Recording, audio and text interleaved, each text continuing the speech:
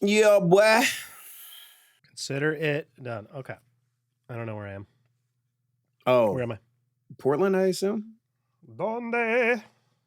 Portland, Oregon, probably. Me. Most likely. Yeah. Probably.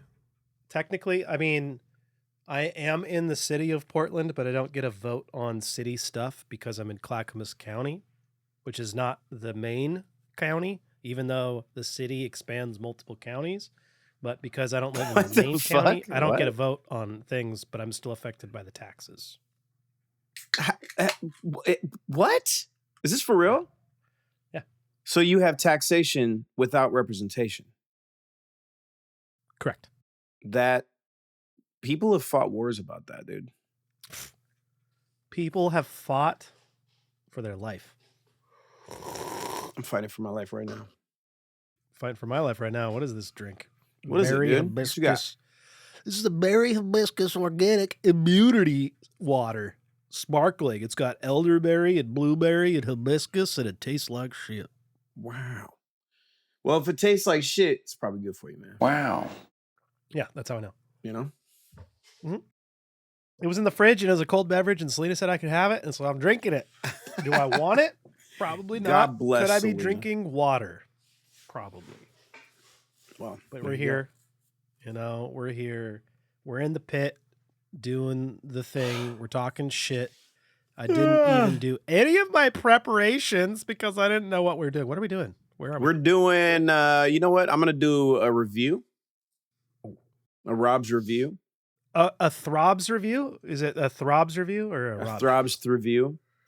And if you have a limited recall, you can do that. Or we could spelunk a pop hit. A pop hit? Or a rock hit? banger. Or a hip-hop classic. A classic? Yep. A classic. A Vlasic. Not the pickle, though. Well, you know what we should do probably before we do anything else, though, is probably do the intro. Oh, shit! Yeah.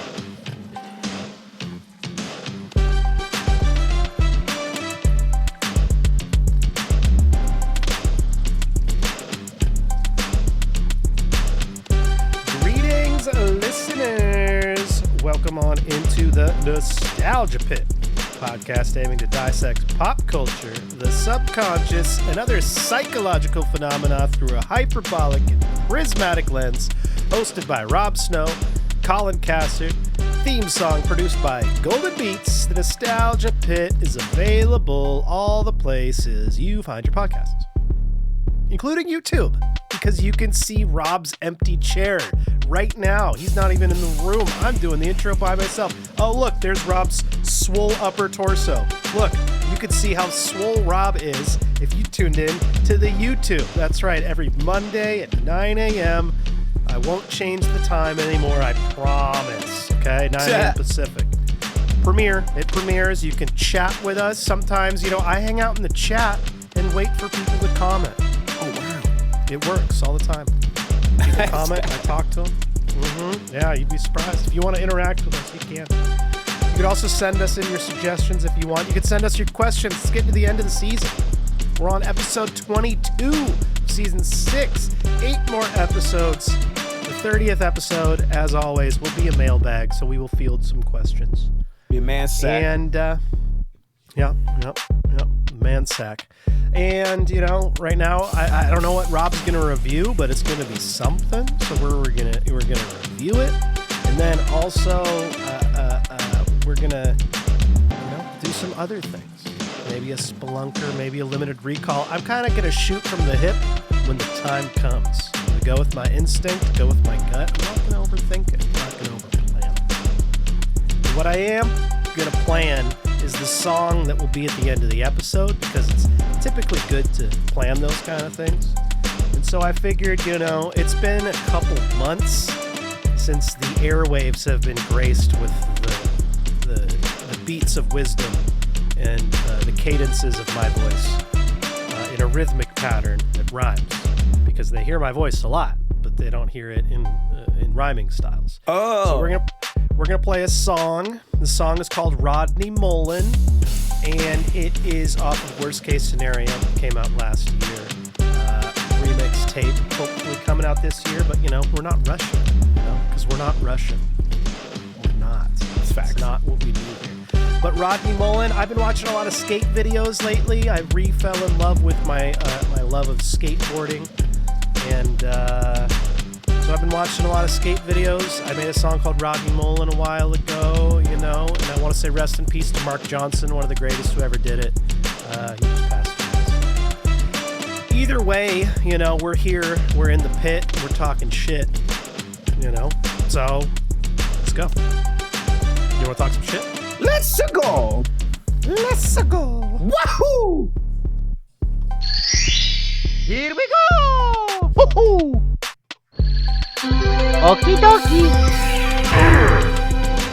Okie dokie! Little sound cocktail for that anus. Oh, yeah. Sound cocktail. Cocktail. What's the etymology of calling an alcoholic beverage a cocktail? It's a fantastic fucking question I've never actually thought about. I've never thought about it either, but right now we're thinking about it, and Robbie is doing the research. What could it mean, bro? Because, obviously a rooster's behind is, it couldn't mean the other meaning of cock. Yeah, it could. But, we're doing a little research into the etymology of the word All right, cocktail. well, let's do it, because why not, dude? AKA we're probing it, so, It's probing time. It's like a mini probe. Mini probe. Yeah, not all probes are the same size, right? Yeah. Okay, so there's there's a bunch of different theories. Okay, give me some theories. I like theories. So and word, then we can vet them. Now listen, this is what AI is telling me, right? Because it's how Google works now. And okay. Let's actually go there are into other search engines. Wikipedia. I know, I'm going to have to literally, I've used Google my entire life. I'm going to have to move to a new fucking search engine. It's like DuckDuckGo or something like that is like no AI. There's like one of them that's just. I need one without AI because it's it is very useful to have data collated for you right away. Yeah. Obviously. Yeah. But then it's wrong a lot of the time. And so because it's not about correct data. Right. It's just. And that's the thing. It'll just give you a false answer and then give you the sources that it pulled from. And then you look at it and it's saying completely different things. Said. And it's like, oh, you pulled the word you from here? Like what? Like what? Like, yeah. Okay, so a cocktail. I don't need my ego placated. I need to know the right answer. You know what I mean? It goes all the way back to ancient Greece. It's an ancient thing, but the term is not. But the idea has been around for a very long time. Well, of course, alcohol and then mixing it with certain, other things to make it more palatable. That makes perfect sense. Of course, a well-known cocktail in ancient Greece was known as the kykeon. Kykeon? Okay. Kykeon. And now, if I wanted to go to my bartender and be like, give me a kykeon. Okay. Right. So you would want a mixture of wine, water, honey, as well as extracts of aromatic herbs and flowers. Okay. So I feel like my bartender, my local distillery, my local watering hole will be able to provide that for me. I think they have water, probably have wine, honey. I mean, a lot of places honey, serve hot toddies, right? Yeah, you need a hot toddy, you get honey. Okay. Absolutely. Okay. So, but let's move on to the etymology. So the origin, this is according to Wikipedia, which is not the perfect source either, but that's okay. It's not perfect, but it's more trustworthy than Google slightly, search results. Yeah. The origin of the word cocktail is disputed. Would you believe it? It is presumably from cock tail, meaning with tail standing up like a cock's, in particular of a horse. But how this came to be applied to alcoholic mixed drinks is unclear. The most prominent theory is that it refers to a stimulant, hence a stimulating drink, or to a non-purebred horse, hence a mixed drink. So very different ideas here. Why did we have to get into horses? I don't know. Now I have to know about horses to understand what a cocktail is. Because cocks are not horses. Horses have cocks, but they're not cocks. Chickens are cocks. I don't understand. Okay. Cocktail historian David Wondrick. All right. He's going to know something about this. All right. Tell me, Wendy. Wendy speculates that cocktail is a reference to gingering, a practice for perking up an old horse by means. Okay. So gingering is the practice of perking up an old horse by means of a ginger suppository so that the animal would cock its tail up and be frisky. Hence, by extension, a stimulating drink, like a pick-me-up. This agrees with the usage in early citations, 1798. Apparently, it says something about cocktail vulgarly called ginger. 1803, drink at 11 a.m. to clear the head. 1806, stimulating liquor. I don't understand the connections, though. The loosest connections of all time. Like, what the fuck? So this person's like, a stimulating liquor. Well, obviously they're referring to sticking a piece of ginger up a horse's ass. What? I'm sure that there's research and more nuanced, a trail to follow. I doubt it. Okay, well, you can doubt it. I can hope that this person had more reason. You know what? Hope is useless. Okay. Here we go. Etymologist Anatoly Liberman. Okay, here we go. Toly. This guy's going to know. What's Toly say? Toly says he endorses a highly probable theory advanced by Laftman. Okay, let's see what Laftman says. Okay, all right, Lafty. So Libby summarizes Laftman's theory as follows. It was customary to dock the tail of horses that were not thoroughbred. They were called cocktailed horses, later simply cocktails. By extension, the word cocktail was applied to a vulgar, ill-bred person raised above his station, assuming the position of a gentleman but deficient in gentlemanly breeding. Eugenics! Of importance, in the 1806 citation above, is the mention of water as an ingredient. Laftman concluded that cocktail was an acceptable alcoholic drink, but diluted, not a purebred, a thing raised above its station. Hence, the highly appropriate slang word used earlier about inferior horses and sham gentlemen. So that makes perfect sense. That makes perfect sense. All of cutting your connected. alcohol. Yeah. Now, see, was that Toly? Shout out to Toly for putting that one together. Shout out to Toly. No, wait. It was Toly, and then there was another one. There was and Laffman. And Laffy, Toly Laffy. And Libby or whatever. Somebody else. I like treating all journalists like they're the seven dwarfs. Yeah, that makes sense. Okay, everything connected in a smooth, easy to understand way. So someone is looking down upon the fact that these ingrades are cutting their alcohol because they can't handle a straight whiskey. You know what's funny though? This is like this is a historically, it's a traditional thing where, like denim or a million other things or soul food or a million other things. It starts as like looked down upon and for poor people and this and that. Mm-hmm. And then it becomes like the fanciest thing alive. And like I'm going to go get a cocktail. Let's go out and get cocktails, darling. Yeah. So now I could go get a shot of fancy whiskey or a good alcohol, a good cognac, perhaps, right? A nice snifter. That might be like, a good amount of money, but like nice cocktails, nice cocktail bar, you're paying, $30, $40 for one of these. Out the ass, man. And these mixologists are like fucking, mixologists. Well, it's always, people looking down upon something they don't understand, and that's true ingenuity. That's where the ingenuity comes from. Ingenuity.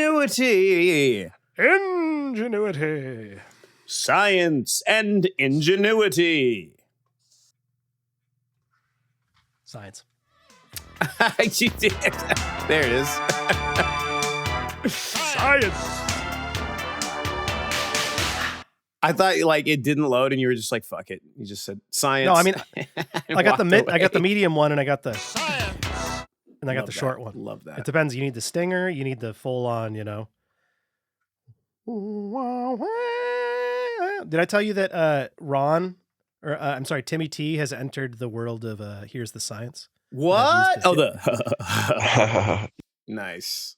Yeah. It's just perfect, man. It doesn't even sound like it was like on one of your podcasts. It sounds like it's one of those Foley. Sounds like a stock. Yeah. Yeah. Sounds like a stock thing that's been used since the 60s or something, Right. You hear it on like Johnny Carson or something like.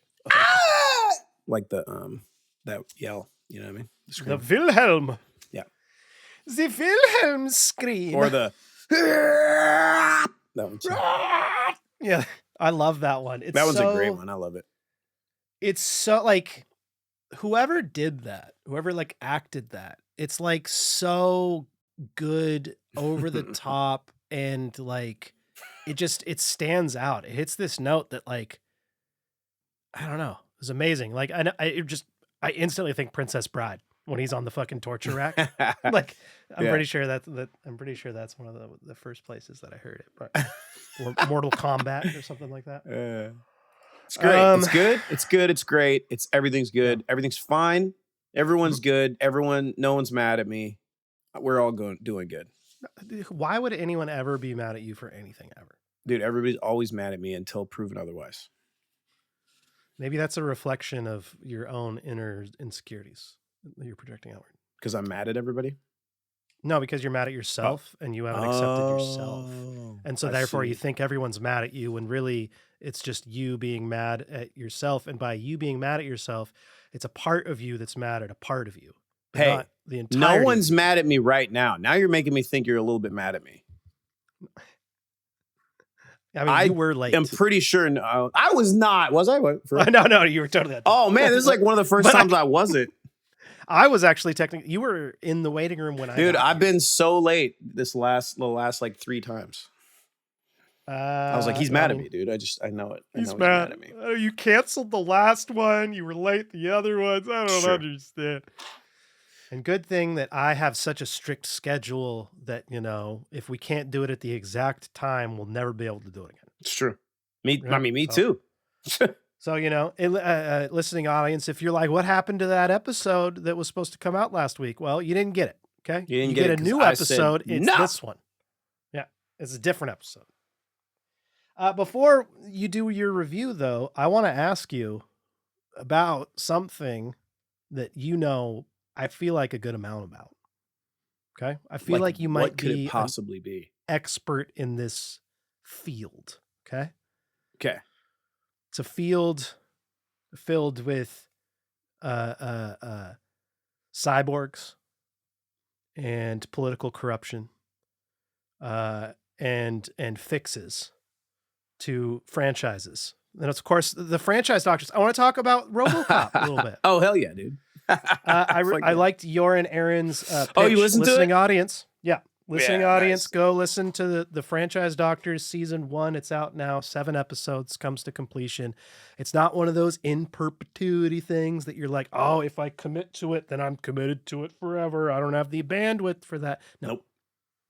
Seasons. They start. Each season is a brand new franchise. That's right. And then it finishes. We're done. We're moving on. Mm-hmm. Yeah. Can I say, so the final episode of each season of the Franchise Doctors is you guys both giving your pitch. Mm-hmm. You guys were a lot more in depth about your pitches than I was expecting. We have like characters and plot points. like characters and beat points and inspiration, backstories. It's and fun. Stuff. And it's fun to do it. It's dope. Okay. I really like the concept. And of course, when you're thinking about who Aaron is, listening audience, once again, Aaron Dono, we had the Franchise Doctors crossover on this thing, and go listen to the episode. He makes board games. Okay. Right. We're going to have to get him on No 5 Talja to do board games. Yeah. Specifically, I think he would have a good input on that. But No 5 Talja, you're probably asking what that is. That's our Patreon exclusive episode. So now you can go and listen to us doing top 5 lists of the most nostalgic things ever. I will say it's probably, can I be honest with you, Rob? Yeah. It's probably better than this podcast. That's fair. That's fair. It's a good thing it's behind a paywall, though. It's behind a paywall. And so, like, if you like this podcast, like, then that you're one's an idiot. Because that one is I'm not saying that. Oh, my bad. I mean, no. I mean, there's things that are better, right? You can like something and then be like, oh, well, that was better, you know? Once again, I like burritos, but I like tortas better. Oh, you do? Yeah. I mean, it tortas more than burritos? It depends on the burrito, to be honest.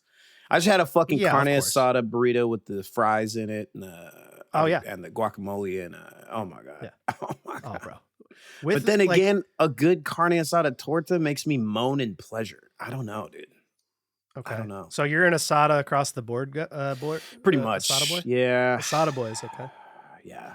See, I like asada. I think maybe one of the most, but I think it is the most risky to get. And so I'm going to vet out a place with other things before I'm going to get the asada. Okay. So like asada and beef, right? You get places that will undercook it, not render the fat too much, and it'll be really gristly. And so you can get some gristly, just not good, not seasoned beef, and it just tastes kind of like fatty. That's fucking gross. It's not good. Whereas I feel like most places, they're not going to under season their pastor. So I'm going to usually test out the pastor. I'm going to test out the chicken. Okay. And that kind of shows me what's going to, what I'm going to like. Yeah. But I'm a taco boy. Tacos across the board. I'll do 10 tacos over a torta, or a burrito. You know what I mean? I like that kind of thing. So I feel it. Tortas are good though, man. I love a torta, dude. But no, we're talking about the franchise doctors, not tortas. Okay, we're talking about RoboCop. Okay, that's right. You guys very in depth, beat by beat points of how you were going to fix RoboCop and the franchise. I want to say I really liked what both of you had to say. You had differing takes. There was a lot of overlap, though. Like I was surprised. There's overlap. Yeah. But the purpose for each one was different, right? Yeah. True. But one of the similarities that I didn't like is that, can I do a slight spoiler? Yeah, I guess so. Yeah. Well, you guys both ended the franchise. Right. That's the point. That was the point. We just need to say goodbye to this. We don't need to keep doing this. This is done. It was one really good movie and then like a bunch of not good movies. And then like one really terrible movie and some bad TV shows. So it's like, just stop it. Well, but you could fix it and do it well. Well, like that's what I did. You jokingly made a proposition about doing a bunch of different RoboCops, including him in space and things like that, right? Like Jason, like Friday the 13th. Like Jason, yeah. That's what I'm saying. Yeah. One of you guys should have gone with that. That's what I'm saying. If I'm going to fix the franchise, I'm going to turn RoboCop into an iconographic, speak good word. Hold on. Are you talking? Yeah, I want the image of RoboCop to be remembered and people to forget about an origin or a purpose, and he is just kind of this ridiculous entity that goes on in perpetuity. I feel it. That's what I want. I like RoboCop a little bit more than you guys do, I think. I like the second and third one a little bit more, I think, than y'all.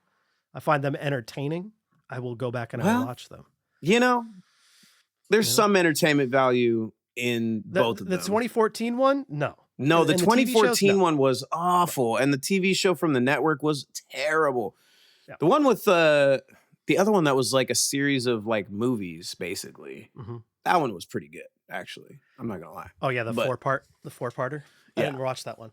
But I like the concept. I like the satirical, like the approach of the first movie is so good with the satirical. It starts out with, you have fake ads, news exposition, the direct, over the top, blatant criticism of the status quo, the police, all of it. I love what RoboCop 1 does.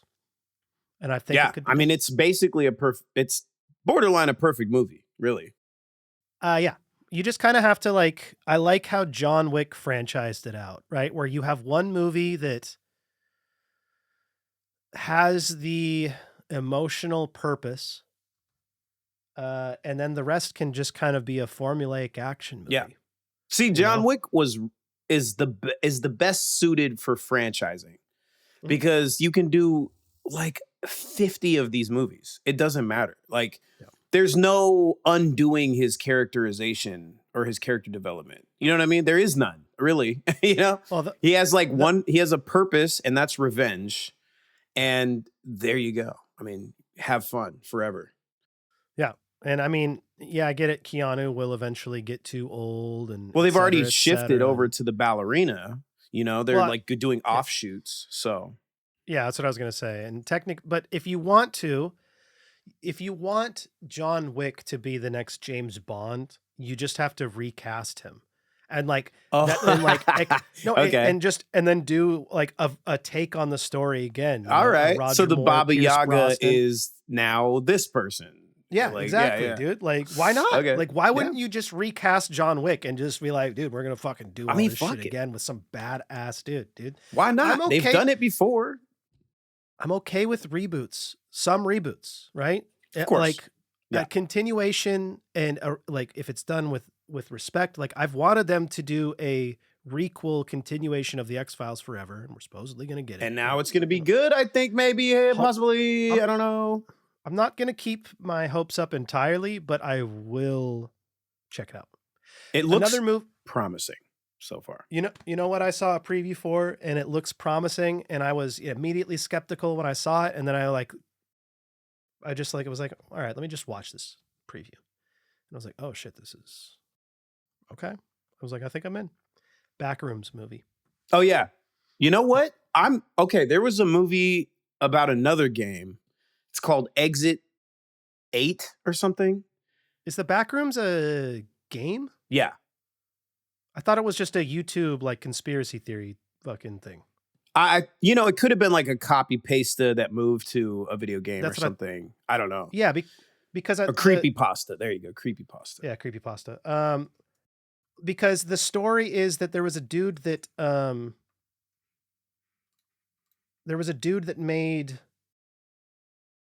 a video about it, and then he got greenlit by A24 to make a whole movie. So that's sick. But there's this Kane Parsons web series. Here it is. I'm sorry. Oh, it's a web series. Okay. It's a web series inspired by. But it didn't start as a web series. No, it started as the creepypasta, and then turned into. It was inspired by the Backrooms creepypasta, but they gave Kane Parsons A24 was like, you direct it. He was the guy who did the web series. So it's cool because it's like his creative vision that is expanding. And they've talked about, this may or may not be a publicity stunt, but they talked about that the set, like they essentially got like a 40,000 foot, like an old Costco warehouse and built a bunch of liminal spaces in it, like multiple stories that just look all the same and are like, physics, visually bending and stuff like that. Apparently, once again, this might be a publicity stunt. It's maybe real, maybe not. But apparently, the crew was getting lost in there, and they had to tether points from the original place, so you knew how to get back. I don't care if that's true. I like it. I like that. Exactly. Story. That's exactly what me and my buddy said. We're like, I like that. I like it. That's like Exit the kind of lore you got to build. Was not a creepypasta. It was a video game, but it's like in the same kind of genre of like internet horror kind of stuff, like creepypasta stuff. I like the it's like an infinity image, right? But it's like, this looks creepy. It looks great. I saw a preview for this. Oh yeah. Oh okay. You saw a preview for it. It looks good. Because there's like an image of like a dude just standing in the middle of the hallway smiling. Yeah. And I remembered seeing a preview for it. But yeah. So that looks good. So I believe that the Backrooms is going to be like maybe. And you saw this? You saw Exit 8? No. I'm going to watch it though. I'm not going to spend like $24 to stream it at home, and I didn't go to the theater, so I got to wait a little bit. Yeah, I guess I could like rip it illegally, but I don't do stuff like that. But you would never do something like that. I don't do stuff like that, bruh. Yeah. Would you fucking download a car? Think about it, man. If I could, I would. Would you download someone's house, dude? Think about it, man. Well, would you download the Cheetos out of their fucking cabinet? No. Huh? Exit 8 is a Japanese psychological horror film. So right. a lot more in knowing that it's a Japanese film than an American film based. If it was an American film based on a video game, I was instantly like, yeah. Because, you know, Resident Evil and et cetera, like all those movies. Hey, but video game movie world. The new Resident Evil might be kind of interesting, actually. I don't know. It might be maybe bad, though. I can't tell, actually. Because it's they're going a way different route with it. They're doing a new one. Yes. When did this happen? Hold on. So it's by Zach Kreger, who is, what has he done? He's done all sorts of stuff. Hold on. Zach Kreger. He's done A24 stuff, I'm pretty sure. Oh, yeah, Weapons. He did Weapons. Oh, he did Weapons. Okay. And so he's doing a new Resident Evil. Yeah. Okay, Weapons, I really liked. I liked Weapons. I was skeptical. I watched it, and I was like, that was good. You know? Yeah. I don't completely understand some of the symbolism or themes, but it was good. I was entertained, and I thought it was good. Anyway, and it's got Austin Abrams is the lead, I believe. No, he's not. Hold on. Who is he? Is he? It's like a comedic actor that's going to be the main guy. So I think it's going to go like a different route. Oh, I guess he is the main guy, Austin Abrams. Okay, never mind. He's just a Timothy Chalamet type. I don't know who this is. It's not what I thought. Jeff Chalamet. Anyway. Jeff Shalamar. I don't know. It looks like it might be interesting. Okay. You know? I might be interested. I might not see it in the theater. I don't think that's a movie that I would go to a theater for, you know, especially with everything. Yeah. Agreed. Agreed. Well, you know what else you agree to? I bet, I'm going to guess, is making some money. Oh, fuck yeah, man. Let's make $5,000 right now. Each. At least each. That's how much we Sorry, I shouldn't have said how much we actually make. It's okay. It's not the audience. They were bound to find out anyway. But we're going to play a commercial sponsor. Yeah.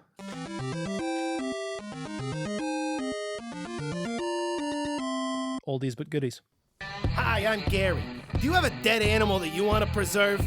Come on down to Gary's Amateur Taxidermy and I will take care of your needs.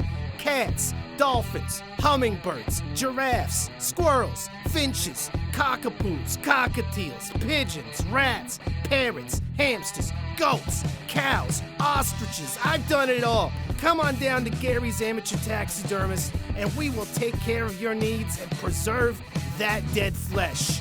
Thank you. Gary's Amateur Taxidermy may or may not be able to preserve human remains. You know, most people, they aren't confident in when they submit a list of their qualifications, and that's why they stop at 3. But if you notice that Gary lists 15 different animals, right, that may or may not be repeated, you know, that's how much confidence Gary has. Well, yeah. Well, you know, also Gary's very upfront that this is an amateur service. You know what I mean? If you're a professional service, you might be a little more selective on what you're going to do. But he's trying things out, man. You know, he's an amateur. So he's not a professional. And this is clearly like a passion project because he's dumping money into advertising it. Oh, he's dumping. So. He's dumping. We'll preserve that dead flesh. It's my favorite part. Thank you. It's important, dude. It's an important service. Not your living flesh. Your living flesh will not be preserved by Gary. No. Just that dead flesh. But you know what time it is, right? It is 2:36 here in Everett, Washington. Well, it's also time for Rob's reviews. And now, the Nostalgia Pit podcast proudly presents Rob's Reviews. What is Rob's Reviews? It's exactly that. Rob Snow from the Nostalgia Pit is going to review something. What's he going to review, you ask? How the hell should I know? There is no way I could conceivably know. I'm a pre-recorded voice. That was a dumb question, and you should feel dumb for asking it. And now, Rob's Reviews. Okay, well, I got a question for you, actually. Okay. Do you want a review for a late 80s animated film or a late 2000s sci-fi thriller?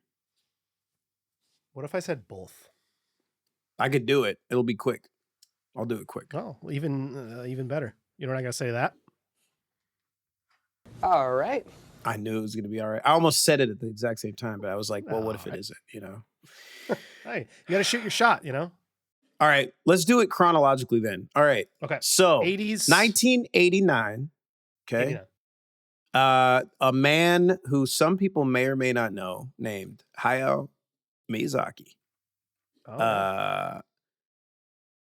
He adapted a 1985 novel, and that novel was called Kiki's Delivery Service. And the movie was subsequently titled Kiki's Delivery Service. Oh, wow. Okay. And it stars like a 13-year-old girl named Kiki, who is a witch, who is supposed to, at this point in her life, set out on her broom and fly to a city and become the city's witch and find out what her magical powers are for. And Kiki has a tiny black cat called Gigi, and Gigi is exactly like Cosmo, my black cat. Like they are essentially the same, except that Gigi can talk. And he talks like this. He has a deep voice, and you know, and it's like, all right, well, Cosmo doesn't do that, but then he is reduced to meowing, and then it does sound like Cosmo. He's like, meh, meh. Anyway. But Kiki's Delivery Service, I wanted to watch Princess Mononoke, okay? Another Studio Ghibli movie. Why didn't you do that? But because we had my nibbling here, Melanie was concerned that maybe it would be a little too intense for the nib. So we decided to go with Kiki's Delivery Service instead because we knew that that would not be intense at all. And it was not. It was adorable. It was so beautifully animated. Bruh, it's insane what people could accomplish with pencils and paint and pens and paper and video cameras. Yeah. It's insane. I mean, it was like so well done. And like some of the scenes, like they'd look down on the city and there's like tens of thousands of people moving around. And it's like, whoa, dude. Like this, I mean, Studio Ghibli isn't huge. They didn't have like a gigantic team of animators. So it's just super fucking impressive what they were able to accomplish. But the story is also like really relevant to me right now, even though I'm not a 13-year-old witch looking for my purpose. You're not a 13-year-old girl looking for your purpose? No, I'm not. I'm not a 13-year-old witch, actually, who sets up shop in a bakery, who's the owner of the bakery loves me and wants to take care of me a little bit and see me thrive. That's not my life. But where it comes into play, I don't know, kind of spoilers maybe. I don't know, but it's a movie from 1989. It's 1989. It's Studio Ghibli. If you don't want to be spoiled, skip 3 minutes ahead. Also, whose memory is good enough to remember that I said this? So anyway, she touches down in the city. She has magic powers. She can fly and all this, right? But she decides, okay, her first thing that she gets when she gets to the city, somebody loses something and she flies and brings it back to them. And they give her a little bit of money or something and is like, she assumes the person who got their thing back assumed that Kiki works for the bakery that she left the thing at. Okay. So then Kiki's like, okay, well, maybe I could do that. Maybe I could be a delivery service. So she uses her powers to deliver things to around the town. But she loses her powers. Why? She's like, I guess I don't know why. I guess like using my powers to make money isn't like the reason I have my powers, you know, because her whole point is to find her. Anyway, and then she has an artist friend, and the artist friend is like, well, you know, sometimes I feel like I lose the ability to paint and I have to take a break and I have to refocus and find something beautiful that brings that inspiration out. of me again. Mhm. It never goes away, but like truly. But sometimes I have to like rethink why I'm doing it, you know? And I just thought that was like super relevant to my life. Like sometimes when you have powers and you start using them just to make a buck, sometimes the powers lose their fucking power. And you have to rethink, why am I doing this? Because she ends up getting her powers back when her friend is in danger and she has to save him. So for other people, she can use her powers again. And she finds a reason to live, is helping other people. Helping other people. Or whatever. So anyway, Kiki's Delivery Service, Studio Ghibli, 1989. A delightful film for the whole family. But it's not like corny, like nowadays, like a kid's movie is so fucking stupid and bad, and like you don't even want to watch it. You like avoid it like the plague. But back then, a kid's movie could have enough meat on the bone that an adult person, an adult man, could sit down and watch it and be like, damn, that was good. That was a great movie. So you, with the nibs, you probably have watched a lot more kids movies than I. Have you watched like Frozen? Did you ever have to watch like Frozen? Or No, like I any of never the watched newer? that. Okay, I'm just wondering if because I'm wondering when the kids movies stopped. I don't know. I guess there's some of the, depending on the kids movie, they do have a I mean, it depends because like there's a lot of the Pixar movies have some meat on the bone, like I was gonna say Soul. Like Jesus Christ, that movie's good. I didn't see it, but I heard it was good. Oh, you know? It is fucking good. Coco, holy shit, that's a good movie. Yeah. Even like the one where like there's a little committee of different emotions in the girl's head. I forget what those called. Mm-hmm. I know what you're talking about. I can't remember the name of it, but Inside Out or something, maybe. Something like that. I don't know. Anyway, that's right. Pretty good. That sounds right. Okay, that's pretty good. So Kiki's Delivery Service is the fourth Ghibli movie. That's like early on. You know, that's crazy. Yep, early on in their career.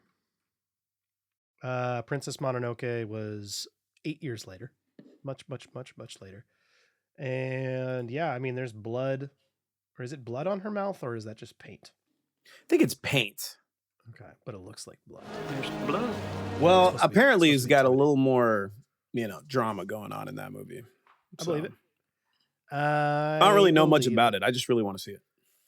All I know is that, I mean, you got the imagery on the cover. It implies that there's a warrior princess. Yeah, it's some sort of war going on. Yep.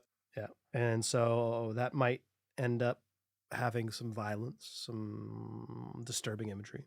Because violence isn't necessarily fun, it can be, but some people like it, always. But it's probably not enjoyed by everyone. I enjoy watching people fight. It's fun. Depending on the situation. There's this Instagram or I don't know, organization out here in Washington called the Scrapyard, and like anybody can just go and fight anybody else pretty much. So it's really fun to watch, dude. There's this guy Barn Dog, and he's like a 48-year-old man, and he just demolishes everybody. Like he fights like 24-year-olds and just demolishes them. Old man strength. It's awesome. What dude. His arms are just like impenetrable. Like they try to hit him, and then when they do hit him, it's just like like nothing happens. His head doesn't even barely move. Bro, not all people are created equal. For real, bro. This guy's a warrior. In any way, shape, or form, right? There's like people are born at different socioeconomic places. People are born with different physical attributes. People are born with different mental attributes, right? Some dudes are just like, you're just like from warrior blood. And it makes perfect sense, right? Because what was rewarded for thousands of years was dudes that were violent, who could, take things from other people. I know. That's and like now you're in when a it comes society to where the warrior has no place. Well, there's always the military. There's always, fighting in the ring. There's those. There are these ways, but I will say, like, and that is the main problem with like every political ideology that doesn't deal with that. There's just the fact that there are warriors. There are certain people who are just, they're built for conquest, man. Now, what do you do with conquest them? and combat. Because you And can't let them just beat everybody up at the bar, you know what I mean? Or road rage or whatever. But what do you do with them? You got to do something with them. Well, that's why sports were invented, right? Like the whole purpose of football was like an activity for for peacetime countries to keep their war assets ready for war. Like that's literally what football is. It's a war game. It's a war game. And I mean, that's kind of what all sports end up, like the original purpose. And, like you were saying with, or like we were talking about with the word cocktail, how it's, it's you're looking down at people for drinking something that cuts their alcohol and not drinking pure alcohol. But it's like, just because something starts as one thing and it becomes an entirely different thing. Obviously, sports is a multi-billion-dollar industry that, the idea of an athlete going to war, stopping playing sports to go to war, it's crazy. It actually, the only time it happened that recently in the last however many years, it was a super tragic event. I want to say his name was Pat Tillman, but he was this was for the Iraq war or something. Yeah. I want to say I remember this. Yeah, and he went over there and was killed. I want to say it was in a friendly fire thing too. It was all fucking bad, dude. It was all bad. Oh, I didn't know that. But yeah, he died super tragically. And, he ends up being a war hero, and it's super sad. But he's one of the only instances of an athlete stopping their career to go serve their country. And that motherfucker was 28, dude, when he died. Yeah. Something way like that. Too young, dude. Way too young. It's crazy. It's madness. But back he was killed by friendly fire, man. God damn. Yeah, dude. Yeah, it's nothing to make you question shit more when it's just damn, dude, dude went to go serve his country and protect people and do some noble shit, and then he just died because the fucking training was bad. I know, and he was lied to horribly about the purpose of why he was going. That's what got him out there. I mean, that's a big hurtful hell. The whole thing is such a goddamn tragedy, man. On every side. Yeah. War usually is, sadly. Yeah. When's the last time we had a truly just righteous war that was not about rich people lining their pockets with more money? Well, they tried to teach us that it was the Revolutionary War, right? And that was us getting away from the British Empire and and us, the people that were just Europeans that were deviants of religion and wanted to, or, were oppressed and wanted to come over here. And then, of course, the underlying status is this land wasn't ours to take. No. And they fuck? had slaves. And it was slavery. A war. It was a war built by white landowning, slave owning. Exactly. Plantation owning people. It was immediately taken over by the plantation owners. They were like, oh, well, we won this war, so let us, create our own vision of freedom. Yeah. And it's just so funny. It's you tell the people that we've moved away from aristocracy and fascism and monarchy, and we moved into this concept of freedom, when in reality, just from the get-go, it was the rich people lacing into the fucking law that they were above everyone else. It's oh, well, we own everything to start. Yeah. It's well, okay. It was that way the whole fucking time, man. Yeah. Joy. How many of us have it? Joy. Speaking of joy, I had a joyful time watching another movie, a 2009 sci-fi horror movie. Later than I thought. Okay. Yeah, really late 2000s. You say sci-fi horror? Yeah. Ooh, yep. Okay. And you don't see that often. You know what I mean? What do you mean? Sci-fi horror. Yeah, you'll see sci-fi action a lot, but Event Horizon, Alien. It's movie. My favorite of the horror genre. Is this? I know, it's awesome, dude. Well, because being in space is already a little horrifying. Terrifying. You know what I mean? Yeah. You're Space just viruses surrounded and by shit. the vastest nothingness, and it's all unknown. Yeah, Event Horizon. I need to go back and watch. I know. I got to watch that shit again too. I've seen it like 5 Brutal. times in my life. I haven't It's so seen good. it since high school, probably, but I watched it multiple times in high school. This was a poorly received movie. It was a box office flop. A tilapia, huh?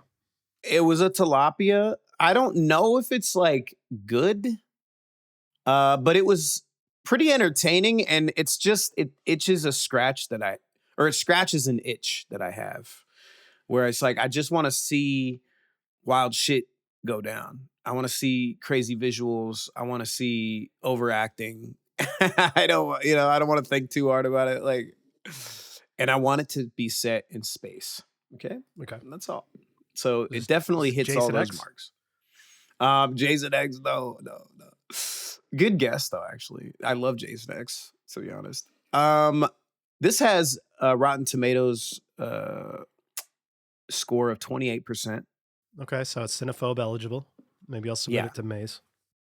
But I found it like very entertaining. So this movie is called Pandorum. Pandorum. Yeah, it stars All right. Dennis Quaid and this dude Ben Foster, who looks really familiar, but I can't tell from where. I can't tell. What was he in? Ben Foster. Oh, he's in that. He was in a really good movie. God, what was it called? He was something? Hell or High Angel, Water. bro. Oh, okay. Oh, Hell or High Water. I know that. Hell or fucking High Water movie. I saw it in the theater. It was a really good movie. He's Angel in what? X-Men. Oh, He's that's why. Angel in X-Men: The Last Stand. That's what I remember him from. Yeah, he's in a. Yeah. I mean, he's in a bunch of fucking movies. The dude puts in work. You look at his filmography. I But know. yeah, I was just looking at it. It's crazy. So that movie, Hell or High Water, is about two brothers who commit a series of bank robberies in order to save their family's ranch. So you have the criminal altruistic element, dudes doing some shit that's, not okay for some purposes that, will draw you in. It had like Jeff Bridges or something. It was a good movie. It's like a Western, Texas. yeah, I've heard country good for things old about men. it, and it's been Check on it out. my Yeah, my check it list, out. I think, for a while. 310 to Yuma. That's a movie that I have thought about. Was that like watching Clint before. Eastwood or something? Did he direct that? It was directed by James Mangold, but it had Russell Crowe and James Christian Mangold. Bale as like dueling lead roles. And Okay, so interesting. it's one that I've wanted to watch. It's been on my list, but I haven't. That came out right after Last Stand. Alpha right. Dog. I did see Alpha Dog as well. Well, he's in Pandorum as Yeah, well, phone booth. and It was in Pandorum. Okay. Pandorum is about this ship leaves Earth. They have located an Earth-like planet. And they're gonna relocate because Earth is fucked, And then as they're going there, Earth is actually destroyed. So the last people in the universe, Humans are on the ship. the last humans are on this ship, and it's like 60,000. It's a massive ship. There's 60,000 pods in stasis.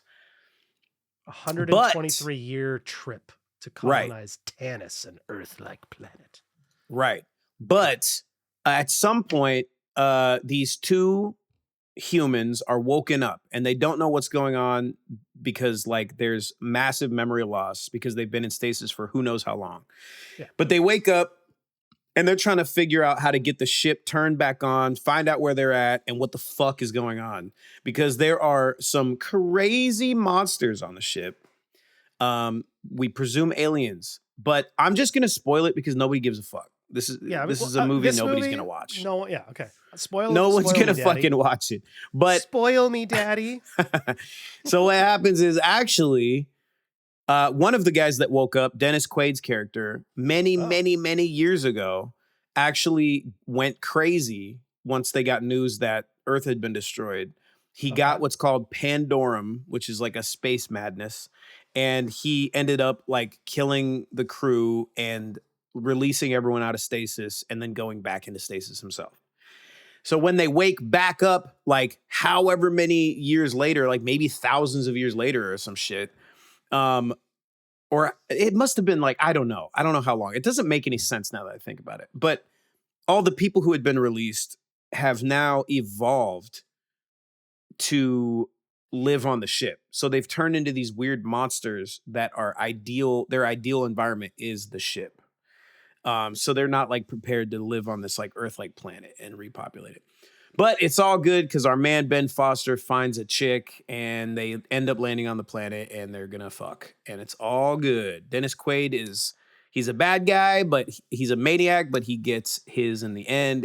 Everything's fine. They're on this weird alien planet and they're gonna make it somehow. It's a bad movie. But I was entertained by it. It's one of those movies that you would have gotten at like Redbox and been like, I'll check it out. Then you would have watched it and been like, all right. All right. So yeah, those are Throb's reviews, guys. Throb's reviews. I mean, so this is always the thing with sci-fi, right? A lot of the times it's like, ooh, that concept. I like that concept. So yeah, I mean, due to human overpopulation, humanity builds an interstellar ark called the Elysium. Carries 60,000 people on a 123-year trip to colonize Tanis. Everyone's put into hypersleep. Like, okay, I'm in. And then the execution, landing the ship, so to speak. And honestly, it was pretty well done up until a certain point. Like when they started showing the monsters, it got pretty corny pretty quick. Yeah. But Dennis Quaid is a maniac in it. Actually his performance is it's pretty fucking awesome, actually. He's a lunatic. And Ben Foster's like a really good actor. I mean, he did a good job in it. It's like, it wasn't his fault that it's not a great movie. No. But No. And the sets were fun. You know what I mean? Okay. Yeah. But the monsters were pretty corny, dude. I'm not gonna lie. Corny monsters, not the best. And some of the moments were a little laughable, but hey man, that happens. You know? What are you gonna do? Sometimes you get a laughable moment from a sci-fi horror movie. Hopefully it doesn't take you out. I mean, there's a reason that,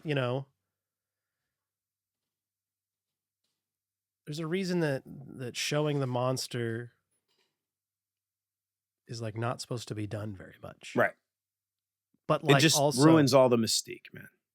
Yeah, unless you have a movie like Alien where the set design and everything. I mean, but still you can only show it from certain angles, lit certain ways, because if it's just the alien standing there, you're like, oh, that's a dude in a suit. It looks That's how I felt about the show, dude, because they kept showing the alien. Yes. Well, Alien They kept Earth, showing the alien in like full light for like several seconds on end. And it's like, the show dude, was really bad. What are you doing? It wasn't that. Nah, come on. It wasn't. No, that bad. it's the concepts and everything that carried it through were really good. But Hell the yeah. show in execution was kind of shit.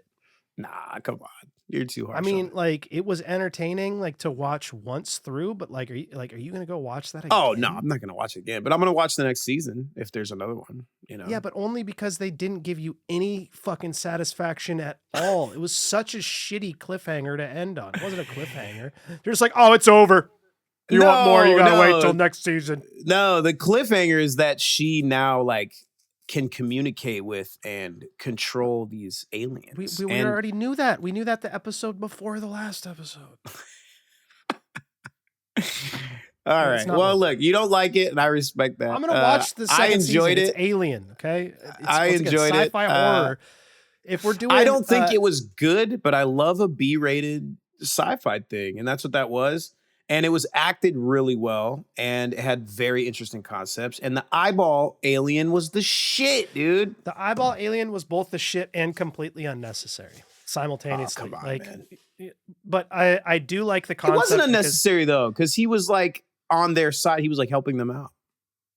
He was like their ally. It's again, there are some really good concepts in it, and it's very similar to Twin Peaks, where there's some storylines where I'm like so invested in, and some storylines where I'm like, fuck this, dude. Yeah. Game of Thrones the same way. You know those shows that do the multi-storyline thing? Yeah. Where like there's certain points where just like, I don't even give a shit about this. What? Well, I can't spoil it. I will say like we just did our pitch for the franchise that we're on now. See, Yeah. we release the Don't seasons like over time, like every week, and then we take like a month off. And so far, we've gone through like 4 franchises. So the franchise we're currently on, I just pitched my thing, and it's like I'm like still high off it. Like I want to like discuss it, but I can't because that would be a huge spoiler, and I'm not even going to say what franchise it is. But and that's the problem with doing things so ahead of time, right? I know. Like I know that feeling entirely. Yeah. Like I want to talk about it, but I can't. Can you talk about the next franchise that you're doing? The second one? When's the second? You guys, you guys so we're doing the second franchise at the end of the first franchise. At the end of RoboCop, we're doing Texas Chainsaw Massacre next, which I was super stoked because I had only seen the reboot. I don't think I had even seen the original. You've never seen the originals? I don't think so. So it was very cool to go through this franchise, but man, there are some stanky ones, man. Including the one that I had to watch. I know. And actually, this next season, Colin here is a guest on.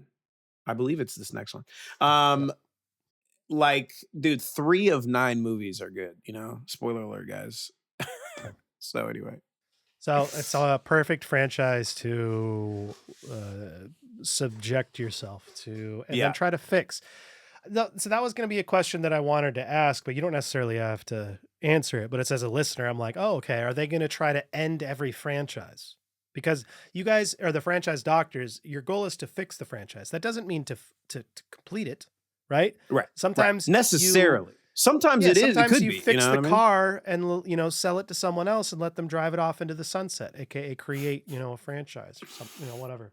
But you could still fix the franchise and allow and create the framework for future franchises or future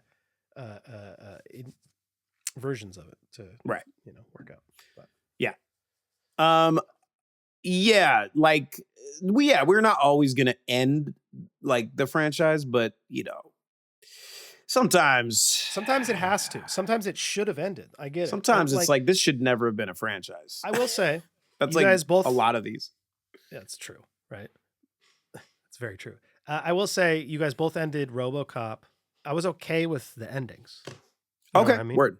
I liked them. I thought that they were both different and well done and had different purposes, and I enjoyed them. You know what else I enjoy? Tell me. I enjoy making money. Okay. What can I say? Oh my God. Bro, we are in a late stage capitalist society. I have to make more money, bro. The gas is over $6 a gallon. How am I how am I gonna fill up my Mercedes G-Wagon that makes 10 miles to the gallon freeway? How am I gonna fill the tank? How am I gonna get more tattoos in my armpit? Right. You see this armpit needs tattoos in there. It's completely blank. What the fuck? It's completely blank. I need to get paid.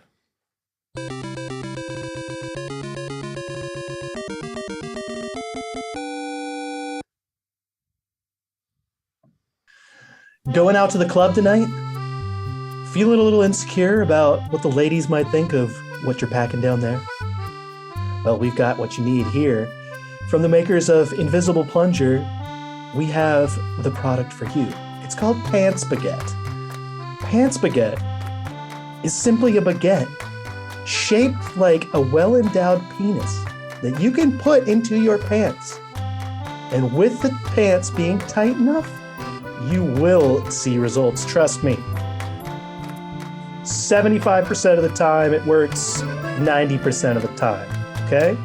And let's just say it doesn't work, sometimes that happens, right? Sometimes it happens, okay? Sometimes, other guy with the pants baguette gets in there before you, right? So what are you gonna do? Okay, you gotta walk home, you're drunk. You had, 4 Long Island iced teas? That's a lot. Pull out that baguette.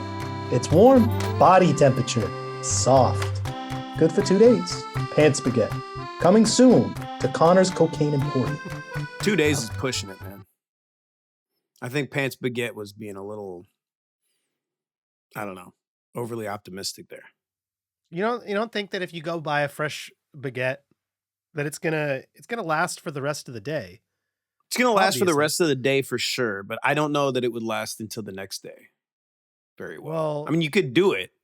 I It's think you just could it do might be, There's might only not one way to find out. be I'm very going to head good. down to Connor's Cocaine Emporium right now Yeah, to get get a one. fresh loaf of bread. That's the thing about these advertisers that they don't send us the products. You know what I mean? So we can't test not them always. out. Not Yeah, always. Well, so you got to understand, Pants Baguette originally sponsored us, 6 years ago. It was a while. They're one of our first sponsors, in fact, along with the Invisible Plunger, Connor's Cocaine Emporium. And, yeah, I mean, Connor sent me a lot of cocaine, which I appreciate. Yeah. But never got a Pants Baguette. Didn't get a Hot Pocket. I mean, how warmer. else do you think that I record my music? I mean, clearly I get the cocaine from Connor and give it to the engineers so that they can, be high while they record me. Because that's the best way to the best way to be recorded is by a cocaine-addled engineer. Absolutely. Cocaine makes your ears clearer. I don't know if you know Right. that. No, and so I do. You can hear the music better because it clears your sinuses. You know what I mean? So you're just less stuffy. Yeah. And also, when an engineer is like confusedly fidgeting with a lot of things and like, messing with cables and trying to figure out what all the cables are because they're like in a panic a little bit because of all the cocaine. That's the best situation for that's the what I'm best saying. music. See, you get it. Yeah, you get it. I know what you're talking about, man. Yeah. Going back to sci-fi horror movies, right? Yeah. On a podcast that we do called No Five-Talgia, which go subscribe to the Patreon. There's like 15 episodes up by now. I mean, it's way fucking better than this one. Like it's way fucking better than this podcast. I mean, this podcast kind of fucking this sucks piece of compared to shit. it, okay, but we did musical subgenres a while ago, Rob. Right. You remember that? I do. I do remember that. What if we do movie subgenres? Because my sci-fi God. horror, I like the concept of it, and I'm gonna put it down on our No Five-Talgia list because we got a bunch of No Five-Talgias that we're gonna do. Animated action porn. Okay. Like Love and Robots. Is that right? I don't know. Is that pornographic? It gets a little sexual sometimes. There's some. It does episodes get with sexual. That is There's true. some episodes with some nudity. I don't know if it's pornographic. I'm not going to look up animated porn right now, but I you. will later for sure.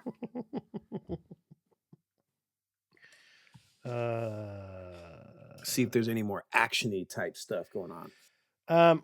So I guess. Heavy metal, dude. Yeah. There you go. Yeah. Anyway, I mean, it's erogenous. it's in my erogenous zone. My weenus. My erogenous.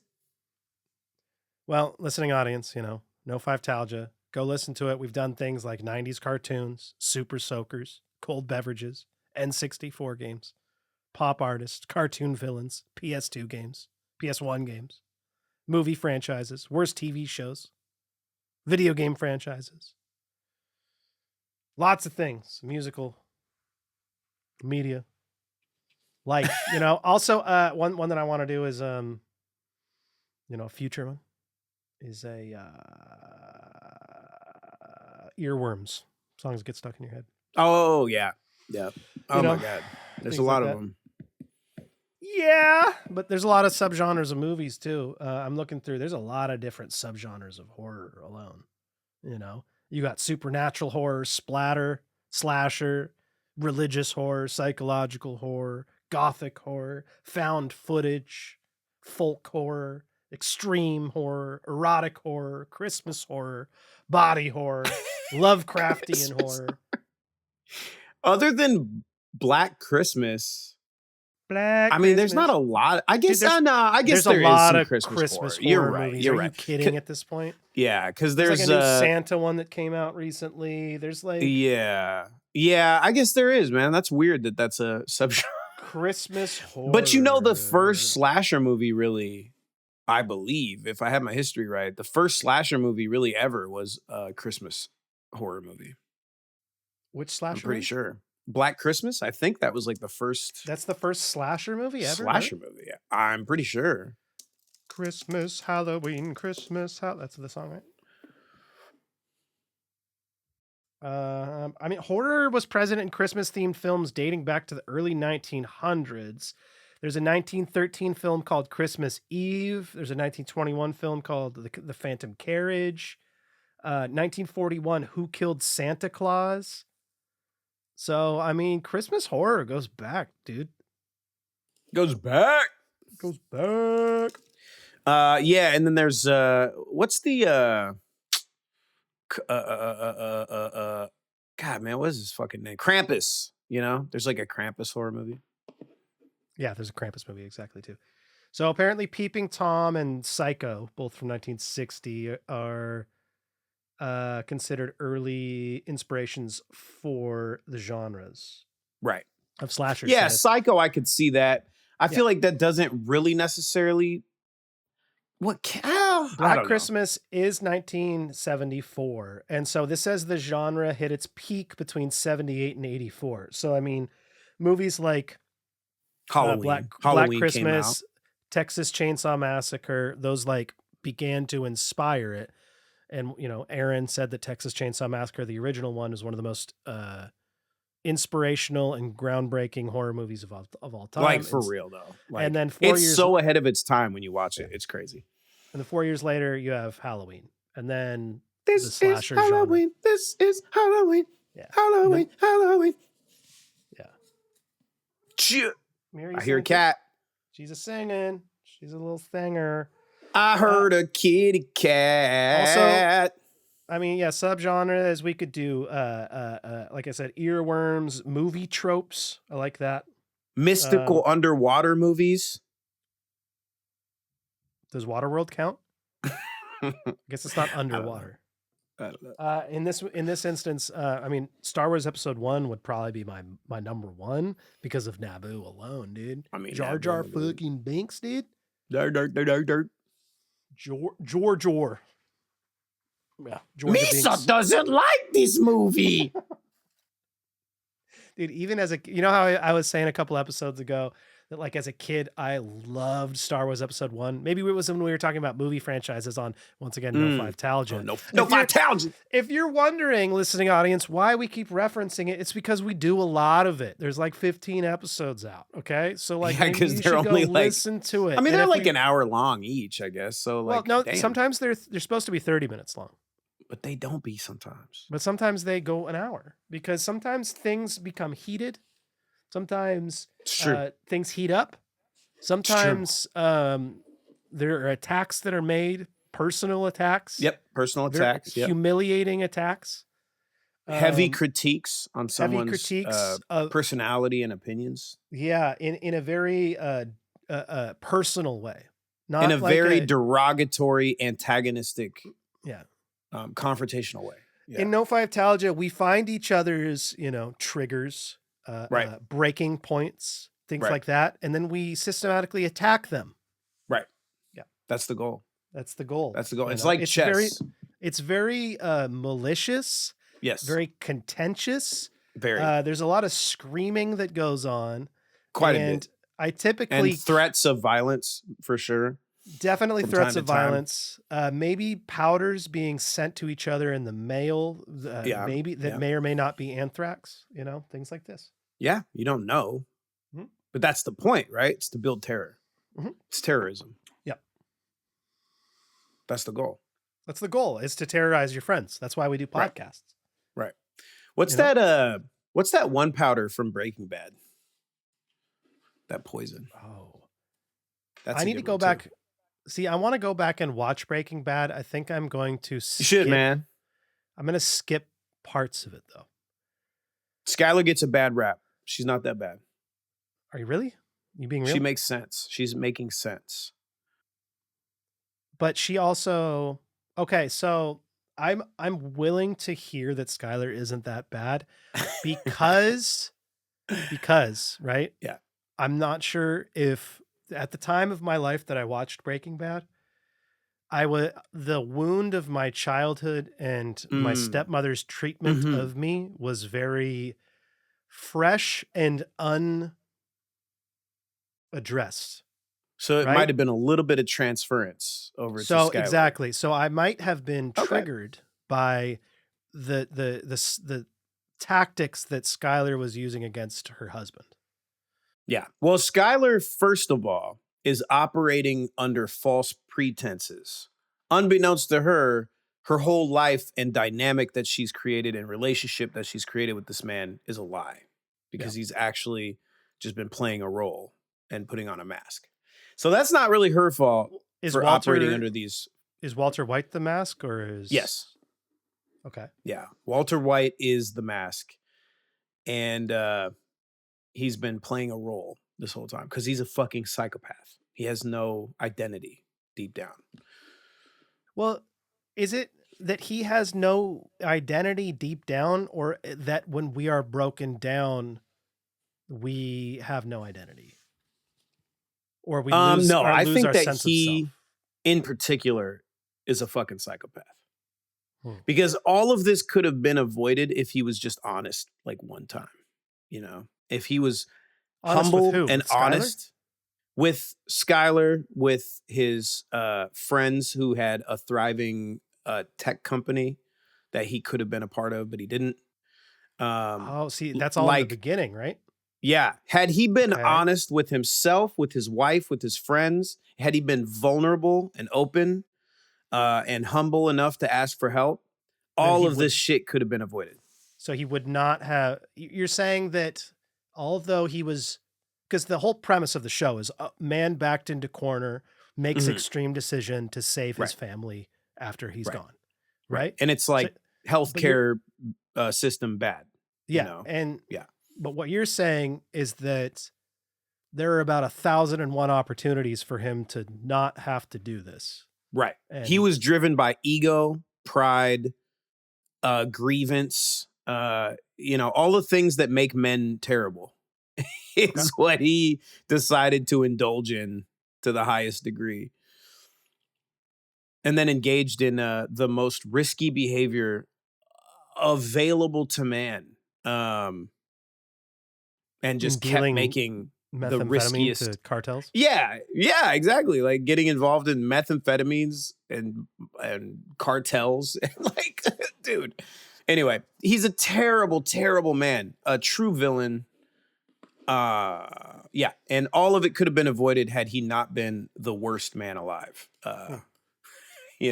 Or displayed the worst of man behavior, So then my question goes, does any of his behavior justify Skylar's? Because just because you're living with like a really shitty person doesn't mean that you get to do slightly less shitty stuff and be like, well, at least I'm not that. Right? Yeah.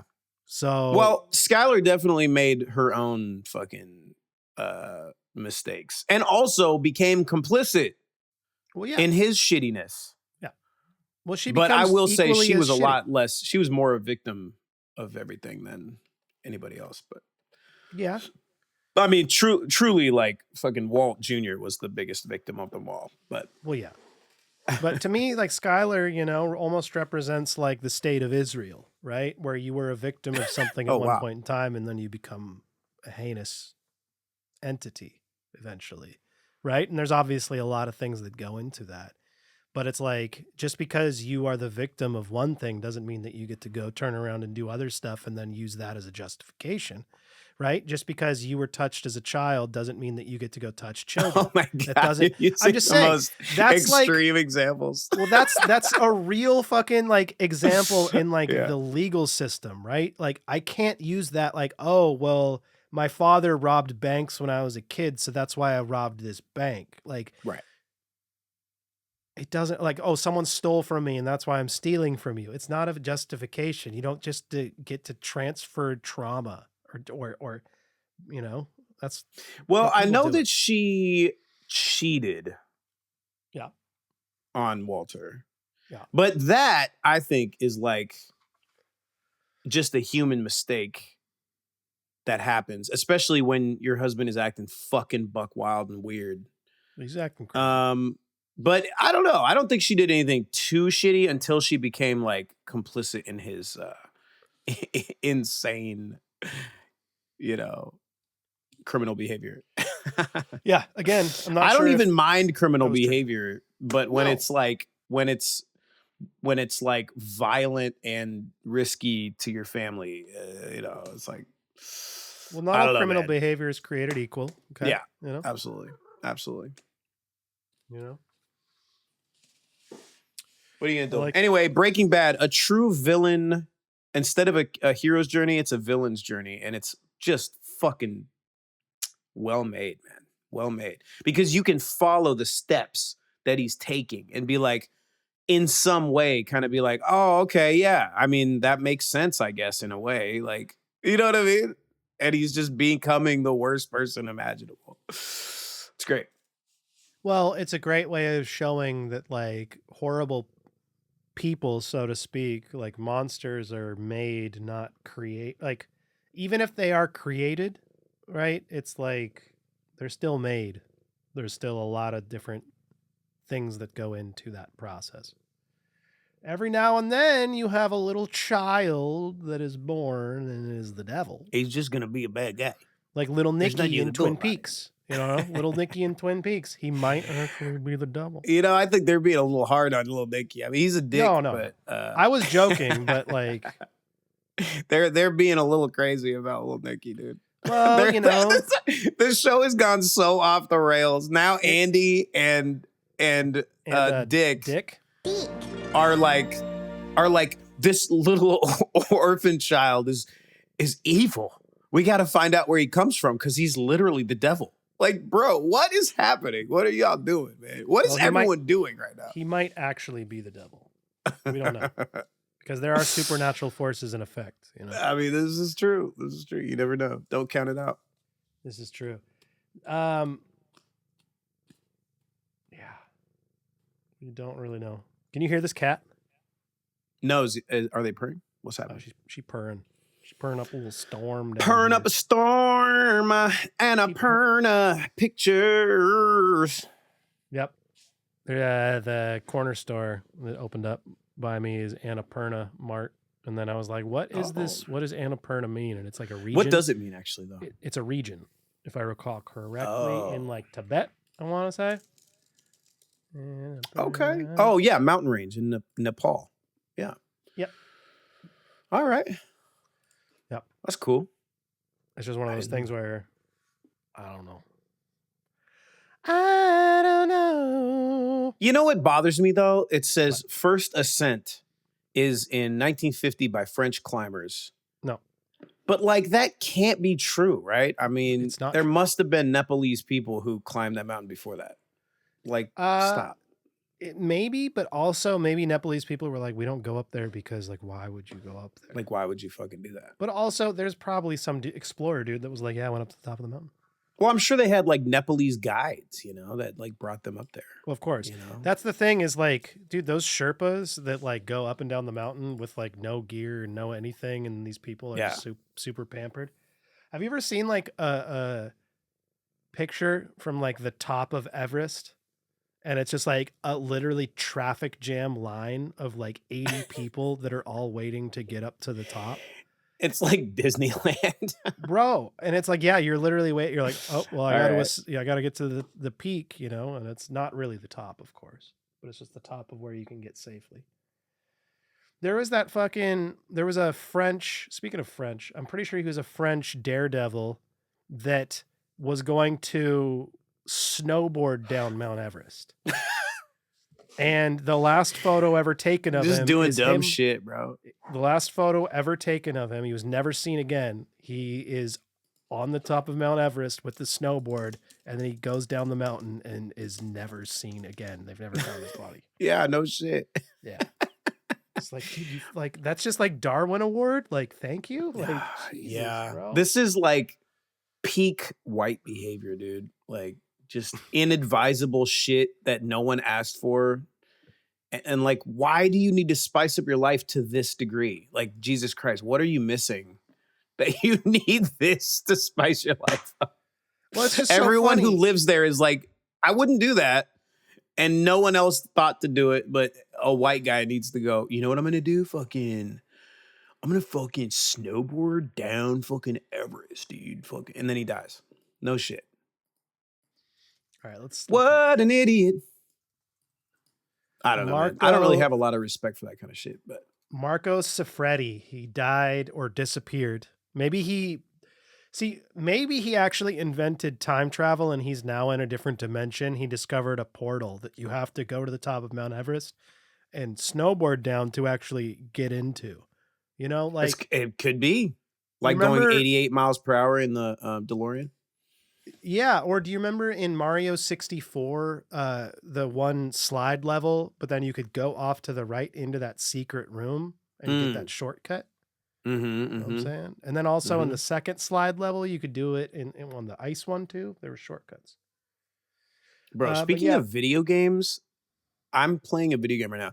So me and Mel, we did this thing. I don't know if you remember, but her favorite childhood game was FF6. So I played that. My favorite video game for my childhood is Ocarina of Time, so she's playing that. She never played it. Okay. But now we've started a new game, and it's called The Outer Wilds. Okay, so this game is so Ocarina? Sick. No, she's still playing it. She's still playing it. How far is she in?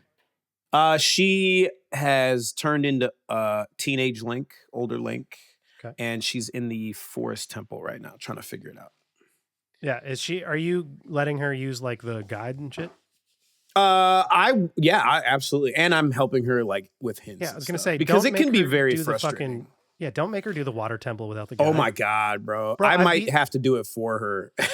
No, you just let her. Last time I played, I was like, "What the fuck am I supposed to do?" No, you just use the guide. Like I've just accepted it every time. I haven't memorized the water temple, but it's just like, dude, I want to play this. It's too hard, dude. Yeah, I played it like maybe like 3-4 years ago, and I was like, "What the fuck?" Yeah. But so anyway, so we started this new game, bro. It's so dope. It's not a new game, but it's new for us. You playing the first one? Apparently, there's a second one. Oh, that's what's up. That is going to come out or something. Oh, okay. Well, I'll be excited for that. This is like Majora's Mask meets No Man's Sky. Okay. It's like this little solar system, and you tool around and you explore, but there's a time loop, so it starts over after a certain point. So 22-minute time loop. Yeah. Yes, exactly. So there's no enemies. There's no like items that you can pick up. There's no inventory. You just like learn stuff and try to like understand what to do next and piece this story together. It's so cool, bro. Cause I love to explore. I love exploring, man. Why haven't you guys played Stray yet? Is it on the Switch? I think so. If it's on the Switch, we should play that shit. Absolutely. It's on Steam, so I mean. Oh no, we don't get Steam on Switch. Oh yeah, Stray for Nintendo Switch, $17.99. Look at that. Oh well, that's the next game. That's the next game we're playing. That's a game that you don't have to. There is no well, I guess you do pick up things, but it's all about exploration. And you're a cat, dude.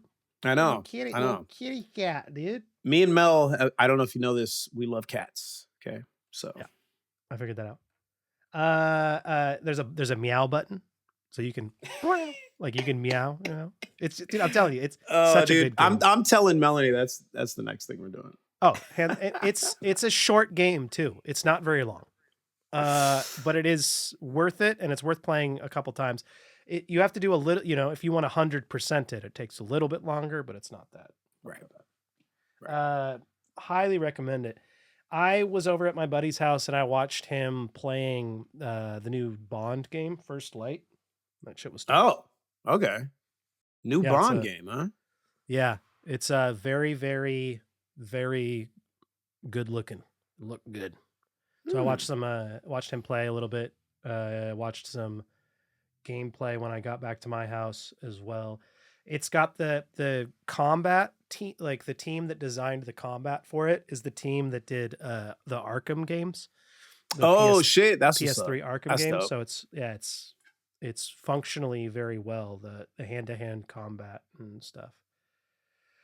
But he was playing this game. You would be interested in this game. It was kind of crazy. It's like Elder Scrolls or Elden Ring or what's that big like open world game that's like you walk around as kind of medieval, It's that meets Zelda meets like Breath of the Wild and stuff to where you can like it's a meets Red Dead Redemption. So it's like there's a world in the sky. Apparently there's an underworld, and the map is gigantic. It's super big. And you could explore. This is the game I think I mentioned a while ago that you can like pick up insects and stuff like that. Like Sick. in Red Dead Redemption, like, you're identifying birds and fish and stuff like that. This is like even like way more in depth. And what is the name of this? It's called Crimson Desert. Okay. And okay. But it looks really cool. So I was watching some gameplay of that too. But like, okay, there's a Switch 2 version, but not a Switch version. Okay. But maybe we have to get a Switch 2 at some point. I don't want to, but well, so here's the fact of the matter, right? Is that I was talking to my buddy about this, but it's not a bad investment to buy a video game system, extra video game systems right now, because we've hit peak consumer technology to where you're not like the concept of a PS6 is like, I don't know if it's actually going to happen ever. Oh, wow. Okay. Because the AI is taking up all of the graphics cards. Oh, sure. There are no graphics cards anymore. If you've noticed, PlayStation PS5s have gone up, I think, like $200 or $300 since the original release price. Yeah. The Switch 2 just went up in price. The game systems are going to be going up in price. So not only are you going to be seeing more expensive games and more expensive systems, it's going to be more difficult to get those systems because they're not going to be releasing as much graphics chips and stuff like that. My point is, because he was like, man, I was at Costco and I saw the PS5 with the disc, attachment, the PS5 Pro, the good one, for $750, and it was like, he was like, I should have bought 2 right there because in like 2 weeks they're going to be $1,000 or something. Jesus fucking Christ, man! But like concert tickets, you know what I mean? Like this is, I need to get some more capital so I can start buying Coachella tickets and stuff like that. For the early bird prices, and then you just sell them when it's close to the thing. But like, dude, I because that happened to me a couple times where I couldn't get a ride to a festival back in the day. Yeah. But you end up it was like Sasquatch. So I bought it for like $200 at the early bird and end up selling it for $600 with the parking pass. Ooh. But like, it's kind of a risk, but like you can make, and it's not that much money. It's just a $400 bump, but like that helps getting a couple of those, getting an extra $800, getting a fucking, that's the grind set talking, man. I love it. That's what I'm saying, man. Lock in. Clock in and lock in, man. Dude, I camped out. I got paid to camp out in front of a Circuit City for a PlayStation 3. I got paid to do it insane, for a buddy in high school who was like, I'm going to buy a bunch of them. And so like, I need a bunch of people to go camp. Wow. That's what I said. Wow. Yep. Increíble. Yeah. Just a real quick, just a real quick limited recall. Like I said, I've been watching old skate videos and new skate videos and things like that. And you know what, man? Skateboarding. This is a limited recall on skateboarding. Okay. Okay. Now you might be like, well, skateboarding's not art. Well, you're fucking wrong. Okay. Oh. So I'm going to go off of something that Head Trip said. Okay. And, it was a concept that he referenced. There's not an original concept, but that architecture from like the early 1900s was the highest form of art because it incorporated all of these different elements in together. And I was thinking about, hip hop music, right? And how hip hop takes other pieces of art, kind of collages them together and builds off of them. Mm-hmm. Well, skateboarding is exactly the same because architecture is art. Okay. It is, right? And skateboarders, they see architecture with a different eye than most people see. They're like, oh, sure. I can do some shit on that. I'm going to create my art on this art. Interesting. Okay. I'm going to take this and then I'm going to make a skate video out of it. A skate video. Right. It's so similar to rap. It's so similar to hip hop. It's so similar to jazz. It is the infinite creativity of doing the same thing in so many different styles and methods and ways. And I am going on to say that a skate video is the highest form of art that there is. Wow.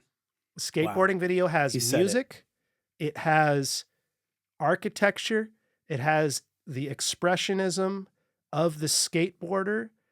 A kickflip can be done a million and one different ways. At least two different ways. At least anyone can do a kickflip, but it does it's what you do it over. It's how you catch it. It's the flip speed. It's you tweak it out a little bit, right?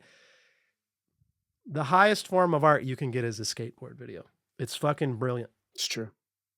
It's true. Well, I don't know if it's true. I'm just saying I believe you that you believe that. Yeah. I don't know if it's true. I have to think about it. I'm not that familiar with it all. Okay. Bro, but we all stand on the shoulders of giants. Okay. Let's just if be you watch clear on that. Someone, like I said, rest in peace, Mark Johnson, one of the greatest to ever do it. He had 3 songs in Fully Flared. 3 songs put together. Okay. Mark Johnson picked every one of his songs for every one of his fucking parts. He introduced people to Built to Spill, to fucking Band of Horses, to there are so many different artists that are introduced to you by a skateboarder. Yeah, right? That's what I was going to say too. Like the skate videos. video was also like a tastemaker, back in the day. Bro. I don't know so much anymore, maybe still, but definitely back in the day. It was like you heard some of this music for the first time on these skate videos. I'm discovering and you were like, I want to listen to that. I want to know about this. Yeah. I want to know what this guy's all about. Yeah, and I'm watching new parts that are being put out because skateboarding, that's the thing, is like you think you're like, how could this get any better? And it's just so cool. Like it's how rap has changed from the ha ha ha ha to the the trap shit, right? Like it evolves and it builds off of itself. And like the extreme shit that people do nowadays that is just not even like a fucking thought about it, right? It's just like, because like, oh, well, I've seen, 10 other people do that on sets, like bigger than this. And so like, I'm not even really worried about doing this trick that no one would have ever thought about 20 years ago, but it's just the evolution of it. It's fantastic. Love it. Okay. If you ever want some skate videos, I'm happy to send you, but literally go to YouTube. Thrasher fucking has just an ass load of fucking parts up there. I've just like, the dedication of skateboarding, they're the gnarliest people in the world. It's really cool to just watch, like the behind the scenes, like the rough cuts of some of the parts. And it's like an hour long, like, cause a skate part is 3 minutes, 4 minutes, Right. And so it's like, oh, it can be really easy to take advantage and think these people are just infinitely good. But then you see like the behind the scenes footage. Yeah. Where they try a trick like 50 times. Yeah. Yeah, man. I love that shit. That's awesome. It's great.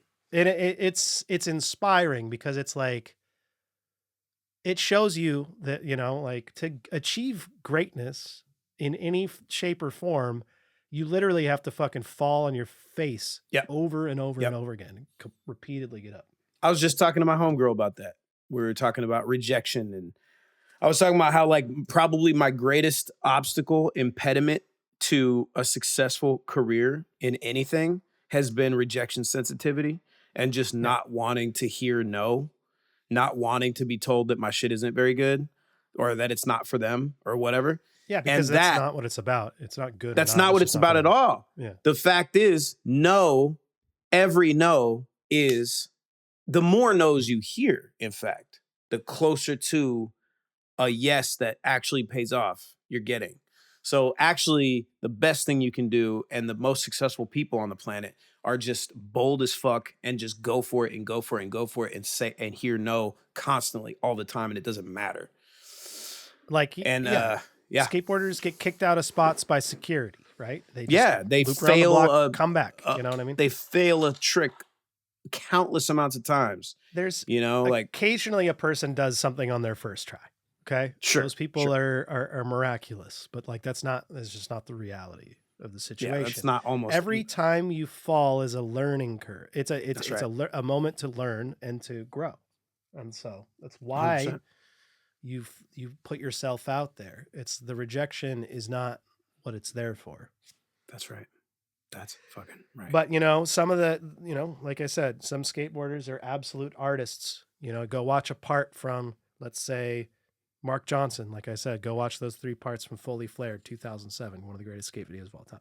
Go watch some Day One Song, go watch some fucking, maybe some Rodney Mullen. Okay. Some Rodney Mullen. And that's the song that we're going to be playing at the end of the episode is Rodney Mullen by Rodney Mullen and Wizdumb. And so that's the song. That's the song that is going to play here. Wizdumb. Yeah. And I guess that, I should do the thing because I always ask you, Rob. I always go, hey, Rob, is there anything you want to say about the song? You do ask me that, but can I ask you a question? What's up? Before you play this, can you just tell me, is there anything you'd like to say about the song? Oh, I thought you would never ask, man. Wow. You know what I mean? I figured, might as well just see if there's something. Yeah. So Rodney Mullen is a song that I made with Wizdumb. Okay. And that's why it's on the album. It's called Worst Case Scenario.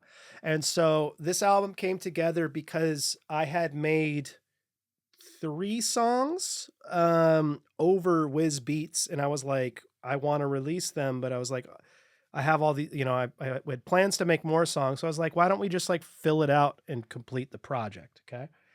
So Marshawn Lynch and Jason Alexander, they had different names, but they were songs that I just recorded a demo for. And then I think 5 years went by or 4 years went by and nothing happened with those songs. And then I went to Wiz's place again, I want to say in 2017 or 18. So yeah, I guess maybe 3 years in between. And I wrote this song. Did a demo for it and just like, he was making a beat and I just wrote it in the studio. It went out real quick. I like to have fun. I like to I guess you could call it freestyle, right? Where it's a lot of it's more stream of conscious and things like that. But it speaks more to me or speaks more about my personality than maybe me just writing story raps. You know what I mean? These are snapshots into me. And so this song, it became Rodney Mullen because each one of the songs is named after a person. And I have a line about Rodney Mullen on it. And so called it Rodney Mullen. And originally it was called Messy Kittens, because okay. You'll hear about it in the hook. But yeah, this tape, Worst Case Scenario, me and Wiz, came out last year, Lo-Fi Records. So go listen to it everywhere, and we're going to listen to it now in case you don't want to go somewhere else to listen to it. But you should, though. But yeah. Pistol Pete in a food court eating steak. What kind of steak is he? Whoop! Is it prime rib? Whoop! Is it New York strip? Whoop! Possibly a carne asada? Whoop! Maybe it's whoop! Filet mignon? Whoop! Maybe a Spencer steak? I said, please, MC, stop all the pageantry. Just a gimmick out here mimicking my faculty. I got a Michelin star, you on your Applebee's. Another casualty feeding off my apathy. No fucks given. Thought I was done spitting like Paul Bettany. Back with a vision, slicing brisket with an axe in the kitchen. I hope it's perfume, that ass you been kissing. You get the bird like the big unit.